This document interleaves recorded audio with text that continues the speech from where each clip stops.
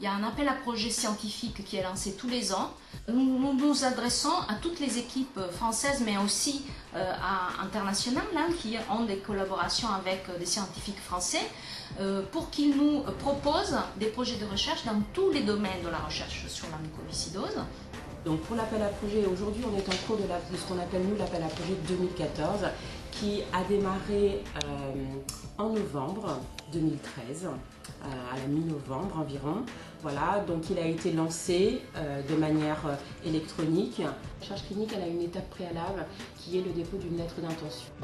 Résumé du projet que le scientifique, que le médecin souhaite nous déposer.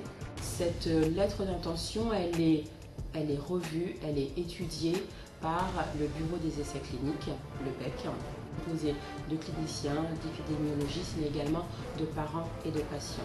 Toutes les lettres sont lues, commentées, et les commentaires, les remarques et les questions sont transmises au porteur de projet, qui est invité évidemment à en tenir compte et qui peut à partir de ce moment-là déposer le projet final global, en tenant compte dans la mesure du possible de toutes les remarques faites par le bureau des essais cliniques.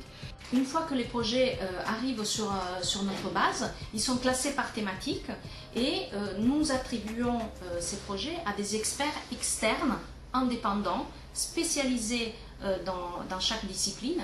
Et ces experts, ils acceptent bénévolement d'évaluer les projets de recherche et de rendre leur évaluation écrite, toujours online. Au mois de mai, il va y avoir une réunion, la réunion du conseil scientifique.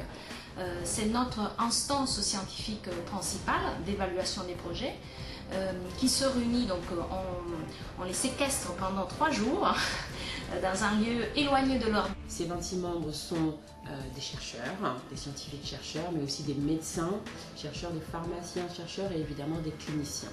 C'est un conseil scientifique pluridisciplinaire. Les projets de l'appel à projet 2014 sont revus, commentés et soumis à un vote pour un soutien financier ou non. On peut s'engager sur plusieurs années, mais on demande donc aux bénéficiaires de financement sur plusieurs années de revenir avec un rapport intermédiaire pour que nos experts scientifiques puissent juger de l'avancée des résultats et décider s'ils poursuivent ou non dans le financement.